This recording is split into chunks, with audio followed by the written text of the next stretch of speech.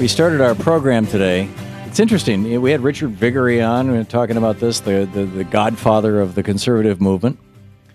But we started with Sheriff Richard Mack, who had just left the Bundy Ranch and I think was quite sincere in everything he said and in his beliefs. There is this, I was going to say mythology, but that really is, implicitly a pejorative. It implies a criticism. So let's say there's a belief system. I think that's more a neutral term. On the right, on the far right, that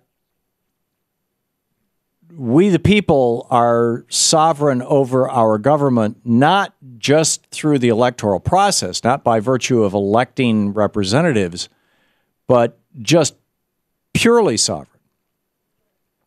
And that states, because of the 10th Amendment, should have the power and the right to ignore the federal government, and that individuals, when it comes to certain things, should be able to ignore the law. Now, women should not be able to ignore the law if the law says that they can't have an abortion in the universe of these folks.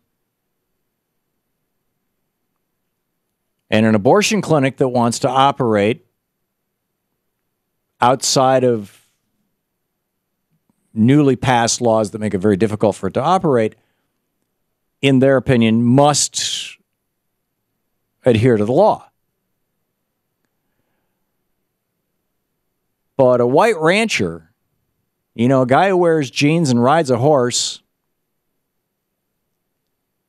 white guy who wears jeans and rides a horse out west, he should be able to defy the law because freedom.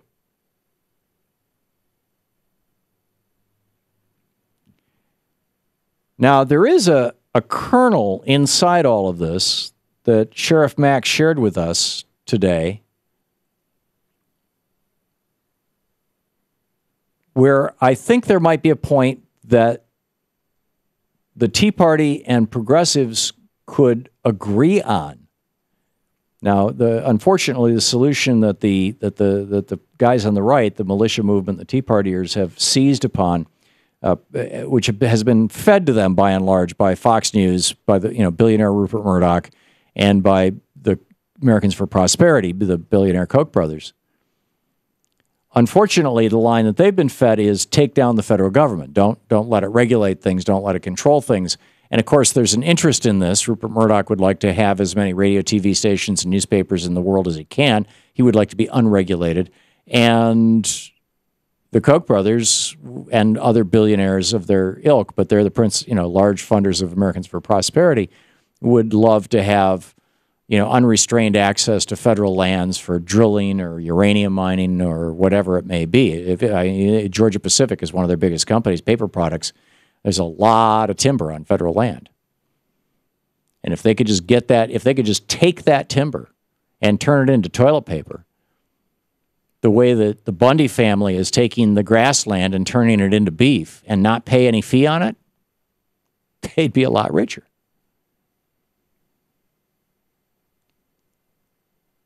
But that narrative is not being told on Fox News or in right-wing talk radio. But the narrative that I think we can share to a certain point is the one that Sheriff Mack laid down 2.5 hours ago, 2 hours and 20 minutes ago on this program, when he said this. Voting has not worked. Washington, D.C. is bought and paid for by corporate interests. They vote according to the people who donate most to them, and they make laws that come from donors, not from the people. Of course, these laws that are completely and directly associated with corporate interests are still against the Constitution. This whole thing has been, the entire Constitution has been turned on its head by these corrupt public officials in Washington, D.C. Okay, we can stop right there. And I agree with that statement. Now, he went from there to Obamacare as an example of how the corrupt public officials and actually, you could build a case that the fact that there's no public option in Obamacare and it's hard for states to do single-payer health care and that the for-profit health insurance company stocks have just been steadily going up for the last 3 years as a result of Obamacare. You could build a case that even Obamacare is an example of the corruption of political processes in Washington, D.C. by corporate interests. Not the same corporate interest necessarily that I'm guessing Sheriff Mack would say, although maybe it is. Maybe there is a growing meme on the right. They're appropriating the left's meme. The left used to say Obamacare is just a welfare program for the health insurance industry and the pharmaceutical industry. And now that Obamacare is succeeding and people are liking it, the meme on the right is, hey, it's just a welfare program for the insurance companies and the health insurance industry, or the pharmaceutical industry. To a certain extent, it's true. It's like the only way you can get legislation passed, even legislation that keeps people from dying like Obamacare, is by throwing a very large bone to very wealthy individuals and very large, powerful corporate interests. It's true. Sheriff Mack is right. Now, does that make it right that a family out in Nevada should be able to freeload off the federal government? Does that mean that we ought to be able to occupy federal land and just start growing vegetables or whatever we'd like? No. But is there a rot at the core of American democracy? Is there a problem? Yeah. Paul Krugman just pointed out, there's $4-point-something trillion that rich people have stashed offshore to avoid paying taxes. Corporate profits in America right now are at a historic high. Corporate taxes paid in the United States are at a historic low. Rich people are taking home more, since 2008, we've added $34 trillion in wealth in the United States. And all of it has gone to the top, either 7 or 9% of Americans. All of it. When Ronald Reagan came to office, the largest employer in this country was General Motors, and in today's dollars, they paid an average of $50 an hour to their workers, who could go to work for them with a high school diploma. Today, the largest employer in the today General Motors is starting people out at $14.50 an hour, and the largest employer in the United States is no longer GM, it's now Walmart, and Walmart is paying about $10 an hour.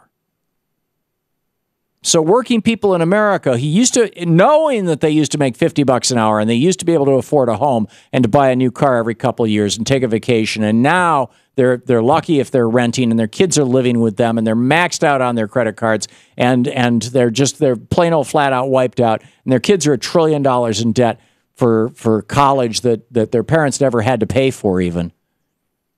Or if they did pay for it, they could pay for it with a summer job. Now people know they're screwed. Now, for centuries, African Americans in this country have known that they were screwed. And in the 60s, they thought that they were, with the Voting Rights Act, the Civil Rights Act, they thought, hey, it's a second Reconstruction. We're going to get our due. And they didn't. And in the early 70s, the city started to burn. Now, for the last 50 years, 60 years, the white middle class thought, hey, we got our due, everything's cool. And then Reaganomics came along and started taking it away. Now, it's been a much slower and insidious process. And if you got the cheerleaders in Fox News and right-wing talk radio saying, don't look at what the right hand is doing.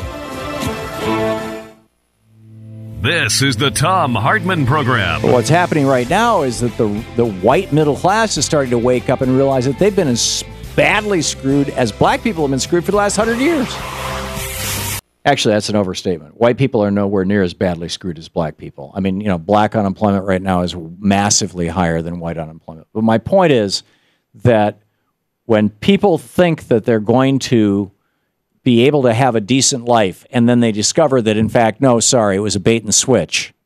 When people think that NAFTA is going to open the doors to trade, more American goods will be sold overseas and there'll be more jobs and good jobs, and then it turns out that we're screwed. When expectation diverges from reality, then you have a formula for revolution.